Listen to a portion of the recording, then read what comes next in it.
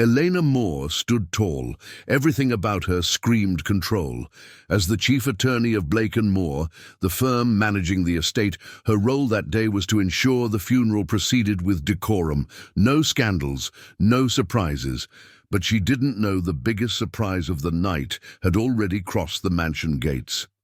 Welcome to Love Above All, Passion and Power Stories. Before we begin, I have a challenge for you. If you enjoy the first few minutes of this story, subscribe to the channel and hit the bell icon.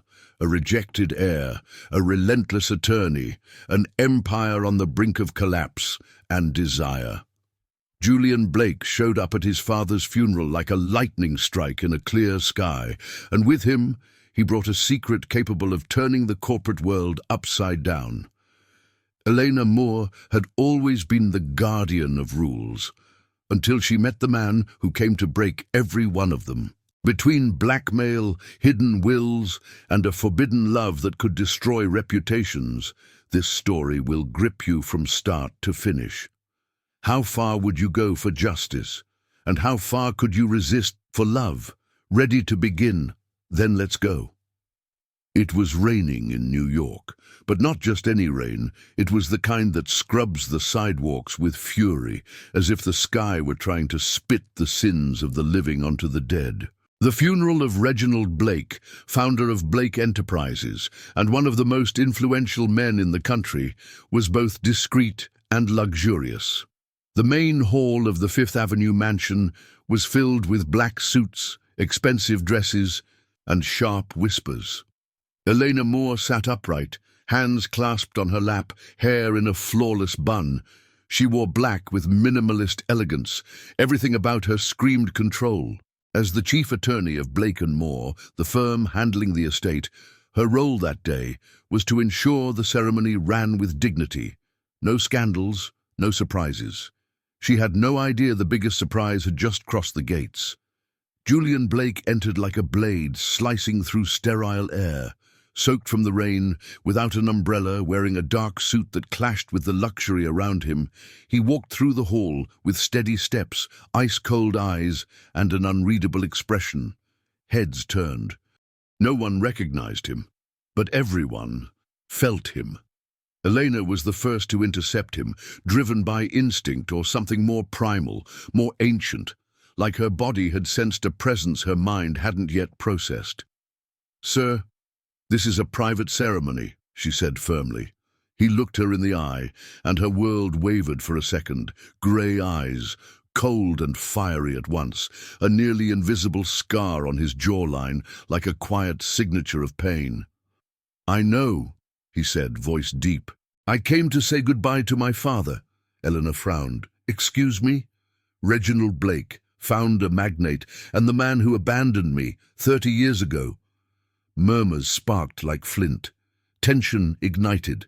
Elena stayed composed, but her pulse pounded. "You're saying you're Reginald's son?" "I'm saying I'm Julian Blake, and the will is about to confirm that." She held her breath. "Mr. Blake, if this is some kind of—" "It's not a kind. It's a fact. And if you want confirmation, wait 1 hour. You're the family's lawyer, aren't you?" She nodded, tense. "Great, then you should know I'm included." He walked past her without waiting for a reply, and she stayed there, frozen, his presence still clinging to her skin. An hour later, everyone was gathered in the will-reading room. Elena read the documents aloud, her voice steady. But inside, she was unraveling, until she reached the final paragraph. "And to the one who carries my blood, even without carrying my name, I leave 50% of all liquid assets, shares and properties of Blake Enterprises, Julian Reed Blake." Silence. Then a collective gasp, a chorus of outraged whispers, eyes darting around the room, but Julian didn't flinch. He was looking straight at Elena, and she felt the world spin. "Is this legally valid?" someone demanded. Elena nodded. "Yes." The will was notarized, and paternity was acknowledged during Reginald's lifetime. "This is outrageous, a bastard." Julian slowly stood, cutting through the noise with sheer presence. Call me what you want. Bastard, intruder, unwanted heir. But know this." He looked around, then locked eyes with Elena. "I didn't come here just to inherit. I came to take back what's mine." She swallowed hard, because in that moment she understood. Julian wasn't just a wounded man. He was a force, and she had just become the eye of his storm. Later, alone in her makeshift office inside the mansion, Elena heard the door open. It was him. "Here to review contracts?" she asked coolly, though her body burned. Julian stepped closer. "I came to meet the one the old man trusted to guard his empire." She didn't look away. "And what do you think?" "I think you're dangerous, and I like danger." She stood, approaching him without knowing why. "Don't play with me, Mr. Blake. Dubbus, what if I told you the game's already begun?" They were inches apart, and the air between them no longer belonged to anyone, because Julian Blake didn't need an invitation to enter. One look was enough, and Elena already knew. Nothing would be safe with him near. Elena held her breath when Julian walked into the Blake Enterprises boardroom the next morning. Unlike the funeral, he now wore a perfectly tailored suit, clean-shaven, hair styled with meticulous precision. But his eyes, still grey, still sharp, still too cold for a man that hot. "Good morning," he said flatly, taking the head seat, the one that had belonged to Reginald Blake for years. "Mr. Blake," she began, rising with documents in hand, "as stipulated in the will, you are entitled to 50% of Blake Enterprises, with voting power and a seat on the executive board." "Right," he replied, flipping through the papers without much interest. "So what part is mine exactly?" She frowned. "Excuse me? I want to know. Which floors, which departments, which people, what belongs to my name, and what still belongs to the one that erased me for 30 years. Elena remained composed. "Blake Enterprises is a holding company. It's not divided physically, but through shares and ownership. The management is integrated." "Not anymore," he cut in, voice low but firm. "I want to see every contract, every clause, and I want you by my side as I tear this empire down, to rebuild it my way." She tightened her grip on the folder. "You can't just—" "I can, and I will, unless the will is invalid," he smirked. "But I know it's not, because you validated it." The tension between them was almost visible, thick like fog over the city skyline. Elena inhaled deeply. "Very well, I'll do what's necessary to advise you legally." "Legally?" he repeated, savoring the word like a bitter joke. "And emotionally?" She froze. "That's not a professional topic, but it's the only one I care about right now." He stood, walked around the table, stopped beside her. "You knew about me?" he asked in a low voice. She hesitated. "I knew. Reginald had secrets, but I didn't know about a child outside the marriage. He never wanted me. He only wanted my mother's silence, and he got it for 30 years. She looked at him, her eyes softer now. "And what do you want now?" Julian stepped closer. "Justice. And maybe revenge." "When me?" she asked without thinking. "You?" He tilted his head, locking eyes with hers. "You're a problem, Elena. The kind I should never touch." She felt her body react. "Then don't. Not yet." In the days that followed, Julian infiltrated the company like sweet poison, silent but relentless. Elena had to accompany him to every meeting with directors, lawyers, and shareholders. He asked sharp questions, ignored protocols, rewrote rules. And with every step, the tension between them only grew, until one Friday night, after a long meeting with the shareholders, they were alone in the conference room. Elena was gathering papers. Julian watched in silence. "Do you always work this late? Do you always watch this closely?" He stood up and walked toward her. I like to understand what challenges me. And I'm a challenge. You're a provocation. I'm not trying to provoke you. That's your greatest danger. She turned to face him. Julian, he stepped closer, his eyes on her lips. Tell me to stop. She hesitated and said nothing. He lifted a hand, brushing her cheek with his fingers. I can't decide whether I want to kiss you or destroy you. Maybe you'll end up doing both. He gave a dark smile. I already started, but he didn't kiss her. He turned and walked out of the room, leaving his scent in the air, and her skin burning. That night, Elena didn't sleep, because she knew the real danger wasn't that Julian Blake was now the owner of Blake Enterprises. The danger was that he was becoming the owner of everything she didn't know how to control, because sometimes the most dangerous desire comes disguised as a threat. And Julian didn't just threaten the company, he threatened the control Elena had sworn never to lose. The 47th floor boardroom of Blake Enterprises had never been a place for emotion. But that day, the air felt heavier, warmer, as if Julian Blake's presence had changed the temperature, the structure, even the oxygen. Elena sat at the end of the long glass table, the file open in front of her, trying to ignore his presence, not just physical, but energetic. Julian sat at the center, his posture that of someone who didn't need to prove anything, yet still commanded everything. He wore a dark suit, jacket draped over the chair, shirt sleeves rolled up to the elbows, revealing strong, tattooed forearms, subtle, but visible. His gaze shifted from one executive to the next with surgical focus, but always returned to her. Always. The board wants to know how you plan to handle the Asian unit merger, one director said. Julian didn't look at him. He looked at Elena. That depends. What does my attorney suggest? All eyes turned to her. Her face remained unreadable, but inside, her skin burned. The merger is in an advanced stage. If you veto it now, it could destabilize the stock. And if I approve it without knowing enough, you'll seem unprepared, which, let's be honest, is not your style. The room fell silent for a moment.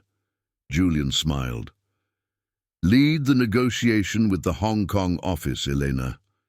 But I want daily updates, personally, in my office. Of course, she replied, trying not to reveal either her irritation or the thrill. Hours later, in Julian's private office, she handed him reports on the international holdings. He took the papers without even glancing at them. Are you always this controlled? It's my job. No, it's your shield. She looked up, surprised. And are you always this, invasive?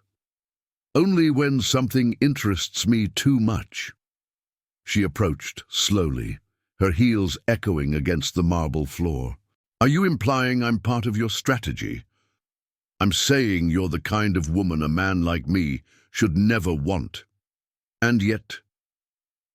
Silence. She stopped at the edge of his desk. He was seated, his eyes level with her waist. This is inappropriate. This is inevitable. She leaned slightly forward, just enough to let him glimpse the curve of her neckline. Are you used to getting everything you want, Julian? No, but I've learned how to win what no one offers me. He stood, and they were face to face, bodies just inches apart, breaths in sync, the air thick with something about to detonate. She considered stepping back, but his gaze held her in place. Then he reached out and touched the bracelet on her wrist, a light touch, almost chaste, but it set everything on fire inside her. This is a warning, Elena. I'm not here to play by the rules, not yours, not the company's. She swallowed hard. Then what are you doing here? He leaned in, his lips brushing her ear. I'm here to take everything back, including you. She pulled away quickly, as if the ground had cracked beneath her. Don't place me between your revenge and your hunger for power, Julian. You're already in between, and at this point, it's too late. Elena left his office with her body on fire and her heart in ruins. It was wrong, dangerous. But God, how it hurt to want someone she wasn't allowed to touch. That night, alone in her apartment, Elena looked at herself in the mirror, her bun undone, her lips still tingling with the heat of his words. She touched her neck, where his breath still seemed to whisper, "Take everything back, including you." She wanted to hate him, but each day she was getting closer to losing herself in him, because Julian Blake didn't need to force his way in. He simply invaded, and Elena was already starting to open the doors willingly. The flight to Hong Kong had been booked last minute. Julian, as usual, declined the family jet and chose a commercial airline. First class, of course, but far from the traditional comfort of the Blakes. "It's a message," Elena remarked, adjusting her sunglasses as she waited in the JFK airport lounge. "You want to show you're not part of the Blake dynasty." "No, I want to show I don't need it." Julian appeared wearing dark jeans and a white shirt, collar open. The kind of man who draws eyes without trying, dangerous without being vulgar. "You always observe everything so precisely, Elena. Is that part of the job?" "Part of my self-control." "Then you're in the wrong job." She smiled, but inside she was bracing herself for the longest 12 hours of her life. During the flight, they kept their distance. She sat in the seat ahead, reviewing contracts and presentations. He slept for a few hours, then read part of an old book, and spent the rest of the time watching Elena like a man studying a 1,000-piece puzzle. But it was upon arriving at the hotel in Hong Kong that chaos began. The reservation was wrong. "Mr. Blake, we're terribly sorry, but there was a system error. Only one suite is available at the moment," said the receptionist, her English polite but nervous. "That's impossible. We booked 2 rooms, Elena protested. "Yes, but due to an overbooking issue, we can only accommodate you both in one suite, at least until tomorrow. It's spacious, with internal dividers." "It'll do," Julian cut in. "Send our bags up." Elena shot daggers with her eyes. "You've got to be kidding. Want to sleep in the lobby?" She didn't reply, but her silence burned. The suite was, in fact, enormous. 2 separate areas divided by glass panels, a bathroom with a carved stone bathtub, and windows overlooking the glowing Hong Kong skyline. Elena tossed her suitcase onto the armchair. "This is unacceptable." "Then accept it. Just for tonight," Julian said, unbuttoning his shirt and kicking off his shoes with a casualness that should be illegal. She looked away, but it was too late. His chest, his skin, the tattoos climbing up his arms and disappearing beneath the fabric. The old scar on his ribs, everything screamed dangerous man, and irresistibly so. "You do this on purpose," she muttered. "Do what? Test me, provoke me." Julian approached slowly. "I only put you face to face with what you try hardest to avoid." She stepped back once. He stepped forward twice. "What do you want from me, Julian?" He stopped right in front of her, his breath warm between them. "I want to see how long you can pretend you don't want me." She clenched her fists, her chest rising and falling. "You're my client. This is inappropriate. This is inevitable." "You've said that before. And it's still true." The tension was physical, almost unbearable. "It's not going to happen," she said, though every cell in her body screamed otherwise. "Not yet," he corrected, "but you will give in, Elena. And when you do, you won't want to stop." She felt the breath leave her lungs, her whole body reacting. But she turned away, breaking the spell. "Good night, Mr. Blake," she said, disappearing behind the glass divider. But even as she shut the door, she could still hear his breath on the other side, strong, present, and absolutely inside her. In the middle of the night, Elena woke up sweating. The room was dark, but the dream she'd had still burned in her veins.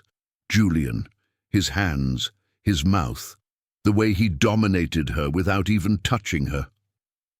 She got up, walking softly to the divider, and saw him, his back to her, shirt tossed on the couch, his body bare to the waist. He was staring out at the city, thinking or feeling. She returned to bed, her heart racing, because she knew if they spent one more night like this, they wouldn't resist.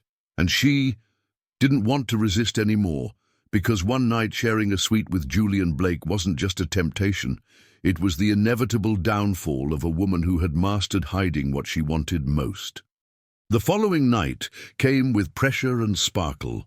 The merger between Blake Enterprises and the Asian holding company depended on the approval of just 3 directors, and Julian, though new to the role, knew exactly how to use his presence as a weapon. "We're having dinner with the board," he said to Elena as he stepped out of the shower, towel wrapped around his waist, water dripping down his chest. She turned her eyes away, trying not to get lost in the defined muscles, the woodsy scent, the lazy gaze he gave without effort. "Everything's confirmed. Restaurant reserved. The shareholders want discretion," she said, closing the folder of documents. "Good. And you?" "Me. Are you ready to play with me?" She met his gaze, steady. "I play with strategy. You play with fire. And you still haven't realized that, with me, they're the same thing." The restaurant was at the top of one of the tallest skyscrapers in the city, glass walls all around, a night sky cut by distant lights. During dinner, Julian was elegant, charming, precise, but his eyes never strayed far from Elena. She, too, was impeccable. A fitted black dress, modest yet powerful neckline, hair down, lips painted a wine shade, and a presence that outshone even the most seasoned executives. When she picked up a glass to toast, Julian leaned in from behind and whispered, "You know you're killing me, don't you?" She smiled without turning her head. "It's the tight tie. You're not used to being choked." "I'm used to choking what challenges me." She drank the wine without answering, but she felt it. Her whole body reacted. On the way out, the private elevator took them back down to the ground floor. Just the two of them, his eyes locked on hers. "You're not playing, are you?" she said softly. "Not when it's something I want this much." "And what is it you want?" He pressed the emergency button, halting the elevator. The lights dimmed. The silence was complete. "You." She stepped back. He stepped forward. "This is going to complicate everything," she murmured. "It's already complicated. You're the heir. I'm your legal advisor. This could cost—" "You," he interrupted, "are what I can't stop wanting." He pinned her against the elevator wall. The touch that had been hovering for days finally happened, his hand on her waist, his mouth at her neck, his breath hot. Elena whispered, pulling him by the tie, and then the kiss. There was no more control, only urgency. She gave in with the fury of someone who had held back for far too long. His hands roamed, his mouth devoured. Her skin vibrated under every touch, every breathless word. "I tried to resist," she whispered against his lips. "I tried to forget. And now it's too late." He lifted her easily, her legs wrapping around his waist. The elevator was too small, the desire far too big, the night too long to hold back. But the alarm sounded, and the spell broke with a mechanical voice. Elevator restarting in 10 seconds. They separated, panting, clothes askew, eyes on fire. Julian pressed the button to resume the descent. Elena smoothed her hair, trying to regain composure. But there was one thing she couldn't erase. She had tasted the man she most needed to avoid, and now there was no going back. Later, alone in the room, Elena looked at herself in the mirror. Her lipstick was still smudged, her neck still marked by kisses, her heart completely exposed. "What did you do?" she whispered to her reflection. But the answer was there in her own eyes. She had surrendered. And she knew Julian Blake wasn't just a client. He was the danger she wanted to face, even if it cost her everything. Because sometimes the first touch isn't the beginning of desire, it's the beginning of the fall. And Elena was already falling, straight into the arms of the forgotten Heir. Back in New York, the air felt heavier. Or maybe it was Elena. Since the elevator in Hong Kong, something inside her had shifted. A trace of unfulfilled desire, a constant unrest, a memory that burned beneath her skin like a scent she couldn't wash off. Julian didn't mention what had happened, but he didn't pretend nothing had happened either. And that was worse. He watched her in the hallways, during meetings, in the brief moments when their fingers almost touched as a document was passed. All with that same look, like he had already undressed her with his eyes, like she already belonged to him. And her? She couldn't let anyone else notice, but it was already too late. On Monday morning, Elena was summoned to a meeting with Julian Blake, Julian's older sister, and one of the most feared shareholders of the empire. Vivian welcomed her in the marble office with a thin, icy smile. "Elena, darling, how was the trip?" "Productive. The merger is moving toward completion," she replied, posture perfect. Vivian crossed her legs, eyeing her with feline sharpness. "Good, but productivity isn't all that matters here." Elena stayed silent. Vivian picked up a folder from the desk and slid it toward her. "Photos from Hong Kong, you and Julian, dinner, elevator, a touch more than necessary." Elena's stomach turned, but she remained calm. "This is an invasion of privacy. This is precaution. Julian is becoming a public figure, and you, Elena, you're the kind of woman who could ruin everything if you're not careful. I'm his legal counsel, not Julian Blake's lover." "But would you like to be?" Vivian cut in, her smile poisonous. Elena didn't answer, but her silence said more than words ever could. Vivian leaned in. "Control yourself more, or someone else will do it for you." That night, Elena received a message from Julian. "Dinner. Tomorrow, at the mansion. Time to meet the rest of the family. You'll need more than legal arguments to survive." She hesitated before replying, but deep down she already knew she was going. Because part of her wanted that confrontation. She wanted Julian, even if it cost everything. Dinner at the Blake mansion was a cruel choreography. All eyes were on her. Questions disguised as kindness, smiles laced with poison. Julian, however, remained composed, dominant, fully aware of the war happening beneath the table. "Elena has been fundamental in advancing the company," he said, raising a glass of French wine. "And she's shown me that sometimes trusting someone is more dangerous than facing them." She looked at him, the words echoing inside her. Vivian smiled coldly. "And is she worthy of your trust?" Julian turned to Elena. His reply sent chills down her spine. "I'm still figuring that out, but my instincts never fail me." Hours later, out in the mansion's garden, Elena had distanced herself from the crowd. Julian found her beneath a tree, gazing at the sky. That was cruel of you, Ben, putting me on display like that. And it was cruel of you to avoid me since the elevator." "I can't get involved with you, Julian. I can't risk my career, my name. Do you understand that?" "No. What I understand is that you want me, and that terrifies you more than any scandal." She turned away, fighting her own desire. "It's not enough." He stepped closer, his eyes locked on hers. "Then tell me you feel nothing. Look me in the eyes and say you don't want to touch me, that you don't remember my kiss, that you don't dream about me." Silence. She couldn't say it, because it was a lie, and Julian knew it. He touched her face with a tenderness that unraveled her.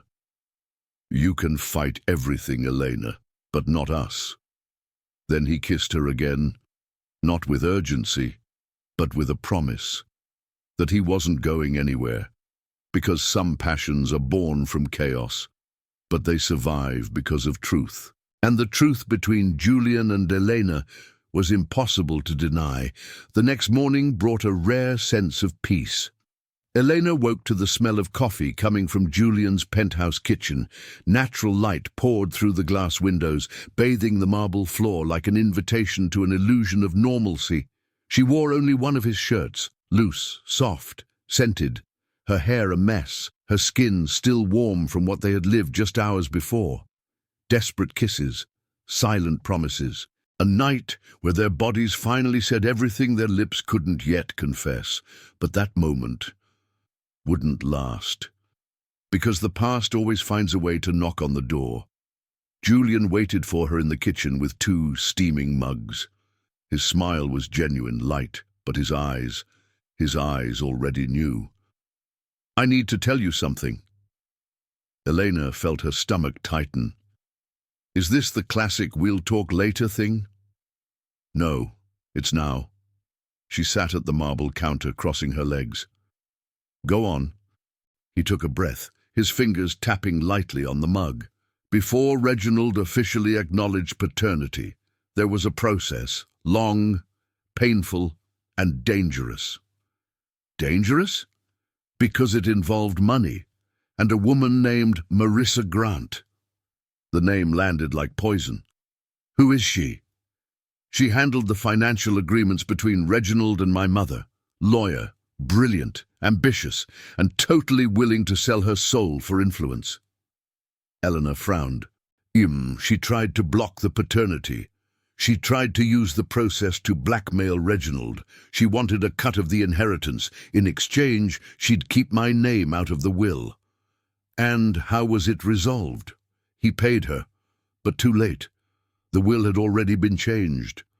So she got nothing? Julian hesitated. She got something, a signed copy of the will, and she kept it as leverage. Eleanor felt the blood drain from her face. And now? Julian slid his phone across the counter to her. On the screen, an email. Subject, "Your mistress won't protect you from what's coming." From M. Grantle. She resurfaced. "She's in New York. Said she wants a meeting, tonight." "And what does she want?" Julian looked at her, serious. "She claims to have proof that Reginald included a hidden clause, one that could void my share of the inheritance." Eleanor stood up, startled. "That's serious." "I know." She paced the kitchen, trying to organize her thoughts. "Are you going to meet with her?" "Yes." "Alone? I don't want you involved." "I'm already involved, Julian. I'm your attorney. And now—" She stopped. He stepped closer. "Now?" She looked into his eyes. "Now, I'm something more." He kissed her, brief, painful. "Then let's face her, together." The meeting took place in the lounge of a 5-star hotel in Midtown. Marissa Grant sat in a red armchair, dressed like a wealthy widow, her hair flawless and a smile that never reached her eyes. "Julian, always so tragic and arrogant, and you must be—" "The lawyer of the moment," she said, eyeing Elena from head to toe. "Let's get to the point," Julian said. "What do you want?" Marissa slid an envelope across the table.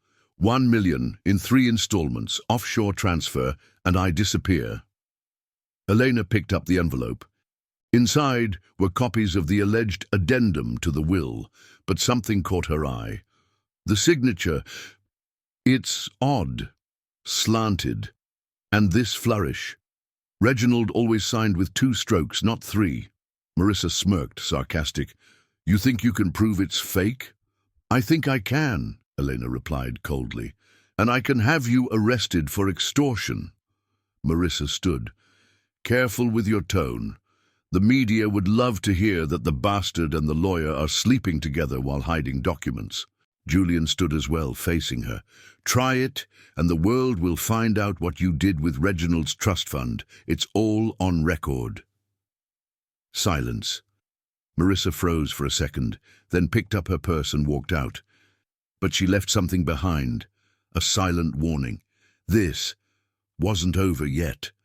Later, alone in the car, Elena took Julian's hand. Do you think she'll come back? People like her always do. And us? We stay, no matter what comes. She smiled and rested her head on his shoulder. But deep down, she knew the war was just beginning, because the past doesn't disappear. It waits. And for Julian and Elena, loving meant being ready for the next blow. The next morning, the world didn't wake up. It exploded. The headline dominated both business and gossip sites. Blake Enterprises attorney sleeps with Heir and manipulates internal decisions. Elena Moore, mistress and silent architect of the new Blake empire. Intimate relationship between executive and client could invalidate contracts. Elena felt her heart stop for a moment when she saw her name, bold, at the center of the scandal.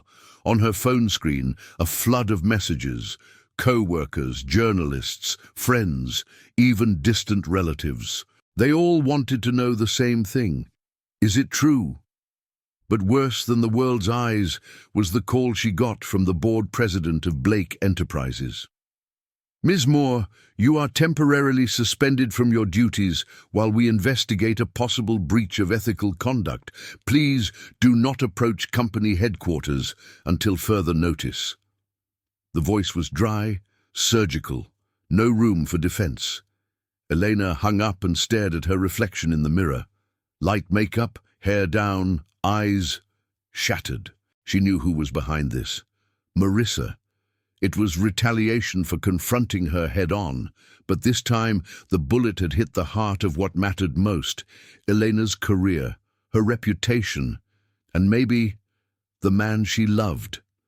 Julian arrived at her apartment in under 30 minutes. His expression was the opposite of the night before. No charm, no irony, just rage, fury, and something deeper, fear. I'm going to destroy that woman, he said as he walked in, throwing his phone on the table. It's already started, she replied. I've been suspended temporarily, but it's enough to stain everything I built with my own hands. Julian grabbed her face, looking straight into her eyes. This isn't your fault. She came after me, because she knows you are my weakness. Elena pulled back slowly. And what if that's true? What if I am your weakness? You're my truth, Elena, and that's never made me weak. But she couldn't breathe freely. The shame burned. What will people think? That I climbed the ladder because I slept with you, that I influenced you, that I manipulated everything. And I don't give a damn what people think. She looked up at him, hurt. But I do. Silence. He understood. She needed to protect herself, and he had to let her. That afternoon, Julian called a press conference. No tie, no script. In front of cameras and reporters, he spoke with a steady voice. Yes, I'm involved with Elena Moore. Yes, she is brilliant, ethical, and every decision made under her counsel was validated by multiple board members. She didn't manipulate me, she saved me. And if this company has any value today, it's because she stood by my side. Anyone who wants to judge me, go ahead. But if she falls, this company falls with me. That final line hit like thunder. Elena watched everything from home, sitting on the couch with trembling hands. His words were everything she had always wanted to hear, but never expected to be said to the world. Julian hadn't protected her in secret. He had chosen her, publicly, and that hurt more than any attack, because it meant the feeling was real and she couldn't run from it anymore. 2 days later, she received an official envelope. Reinstatement approved. All charges dismissed. No violation found. But it wasn't about the position anymore. It was about facing what their love had become. The next night, Elena knocked on Julian's loft door. He opened it, surprised, tired, but when he saw her, something inside him lit up. She stepped in without asking permission. "I came because—" she began, but he pulled her into an embrace before she could finish. She cried against his chest. "You exposed yourself for me. I wasn't expecting that. I don't know how to do anything else when it comes to you. I never have." She looked up, her eyes filled with tears. "What if everything falls apart again? Then we rebuild, together, like it always should have been." He kissed her, slowly, without rush, without fear. This time there were no elevators, no threats, no pretending. Just two hearts laid bare, finally free to love, because sometimes the world needs to see you stripped of your defenses for true love to find a place to live. And Julian and Elena's love was here to stay. The calm lasted exactly 4 days, just long enough for the rumors to fade, the shareholders to breathe again, and the romance between Julian and Elena to be treated as fact, not scandal. But peace is only a pause between two wars. And the next began with a forgotten folder in Reginald Blake's old office. Julian found it while reviewing old documents for the new expansion plan. The leather cover was cracked, the pages aged, and on the first page, the title made his skin crawl. Private Will, Reginald A. Blake, unpublished. He called Elena immediately. "This was hidden," he said, placing the document on the table, "locked in the desk's secret drawer." She flipped through the pages carefully. "This is an earlier version, or an alternative." Julian pointed to the footer. "Signed 6 months before the official one. No public record, no revocation date." She read in silence for a few minutes, then stopped, her face pale. "Julian, there's a clause here." "But what clause?" "If any illegitimate child is recognized after death, inherited assets shall be transferred in whole or in part to the oldest shareholder of Blake Enterprises." "What does that mean?" She shut the folder firmly. "It means that if this will is validated, Vivian could claim everything." Silence. Julian leaned back in his chair, eyes fixed on a distant point. "This was written before the old man officially recognized me." "Exactly. But if Marissa, or any lawyer, manages to prove this document is legitimate, your entire inheritance could be voided." Julian exhaled, jaw tight. "That's not going to happen. We need a strategy. Fast. This stays between us until we know exactly what this will represent legally." "Agreed." She stepped closer, placing her hand on his. "I'll protect you." "No, Elena. I'll protect us." That night, Vivian Blake showed up uninvited. Julian received her in the boardroom of the penthouse. Elena stood at the door, listening. "Glad you found the document," Vivian said, sitting as if she owned the place. "Would have been far too awkward to present it in court myself." Julian crossed his arms. "So you knew?" "Of course I knew. Reginald never did anything alone. I saw that will, and I knew that someday it might be useful." "Why didn't you present it before?" "Because I never needed to. Until now." She stood and walked to the window. "I'm offering a deal."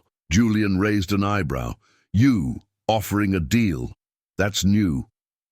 "I want 30% of the company back, a seat on the board, and veto power over external mergers. And if I refuse, then we go to court. And if you lose, Julian, you lose everything, including the woman you claim to love." Julian stayed silent. Vivian stepped closer, whispering, "You can have her, but far from here. Far from Blake. Far from the Empire. Choose love, Julian, or choose power."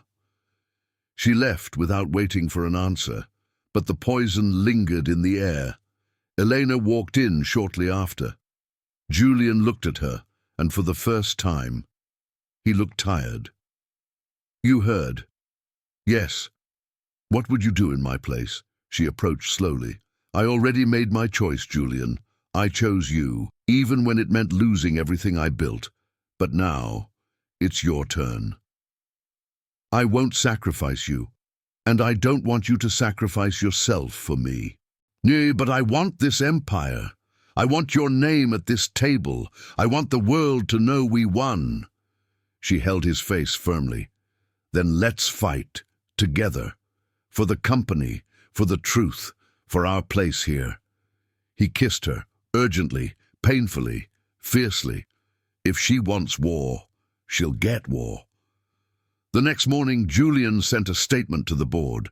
Any attempt to claim authority based on an unofficial will shall be treated as fraud. Evidence of coercion and legal manipulation will be pursued in federal court. This company will be restructured with transparency and strength, and yes, Elena Moore remains my attorney and trusted partner. The response was swift, controversial, powerful. Vivian hadn't played her final card, but Julian and Elena were ready.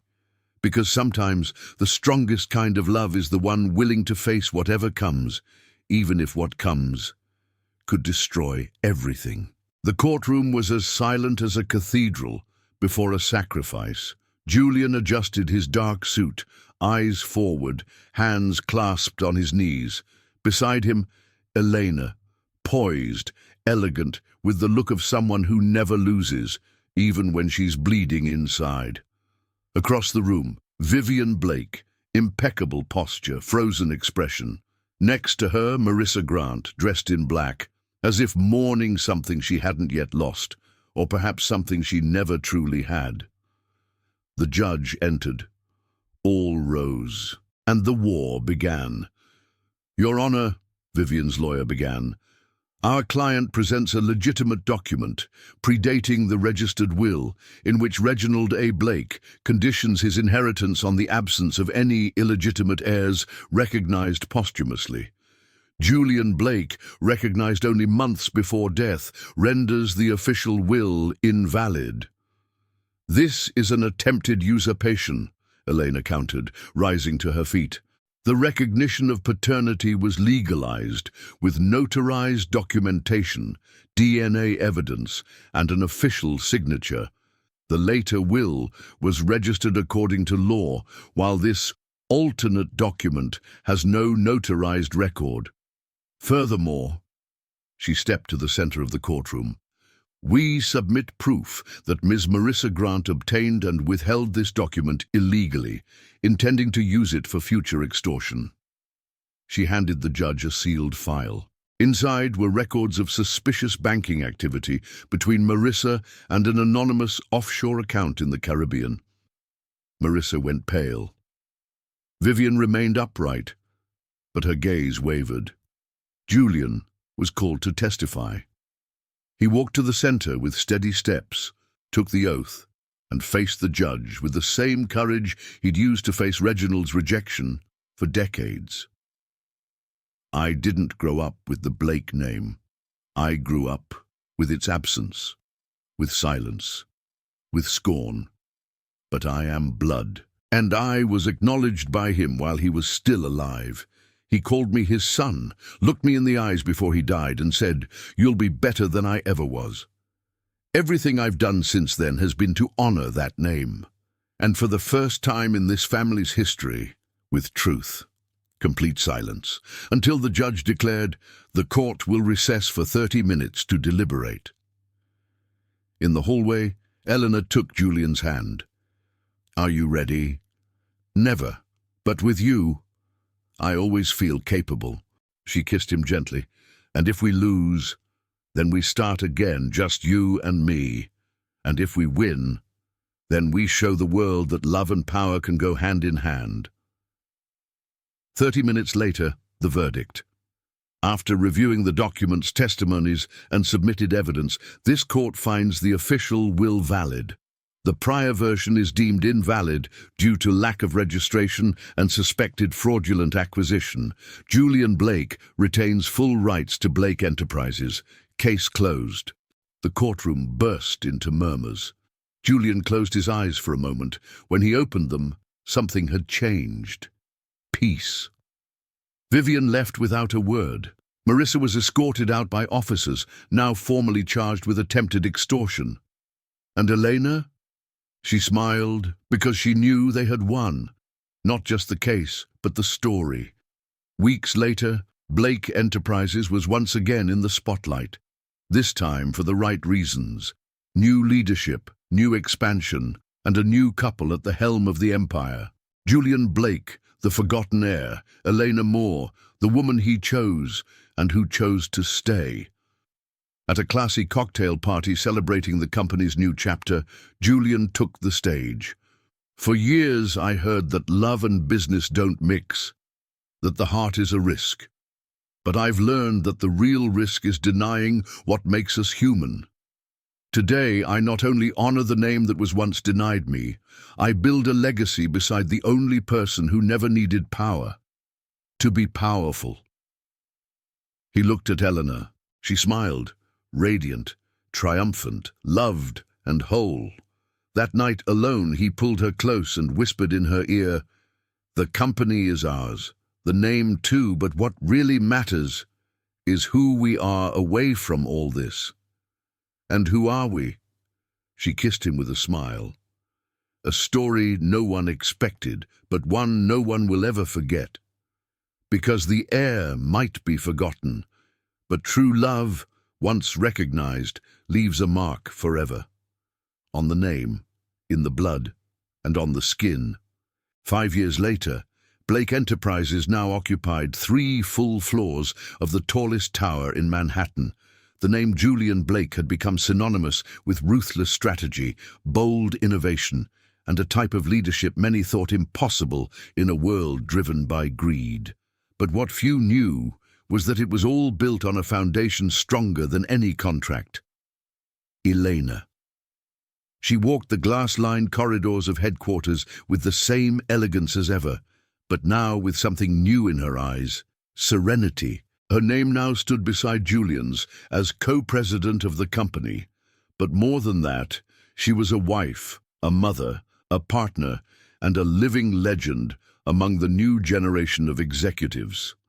That afternoon, a meeting with young trainees ended with a casual question. "Mrs. Moore Blake, what's the hardest decision you've ever made?" She smiled, and without hesitation replied, "Loving the man I was supposed to defend, and choosing to defend that love above all else, even above myself." At the end of the day, she returned home, a penthouse on the Upper West Side, with views of the Hudson and a city bathed in golden light.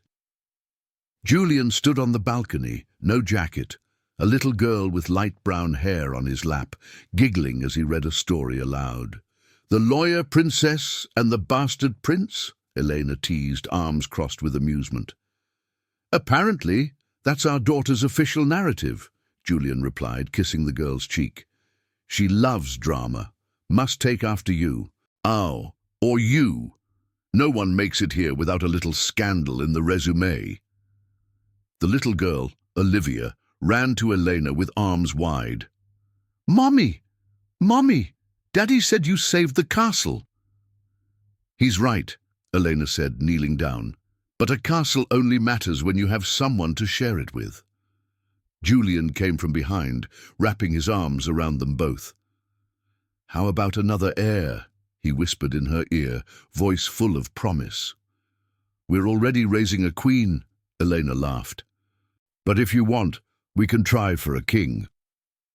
They kissed right there, beneath the orange sky, the hum of the city in the background, and the certainty that the empire they built was made of flesh, soul, and real feeling. On the office bookshelf, 2 portraits stood side by side, one of a young Reginald Blake staring at the horizon, the other of Julian and Elena, hand in hand, with Olivia in their arms, smiling like people who had finally learned what it means to win. Because some names are inherited, but the true empires are built with love, scars, and promises that stand the test of time, like Julian and Elena, heirs to everything no one believed was possible. Thanks for stopping by to hear my story. If you enjoyed this video, don't forget to subscribe to the channel and hit the bell so you don't miss out on more stories like this. And don't forget to leave a like. It really helps our channel grow and reach more people who love stories like these. The next story is already on your screen, full of drama, passion, and twists that will move you. Stay with me and let's dive into another journey together. See you soon, my dear friends, and see you in the next video.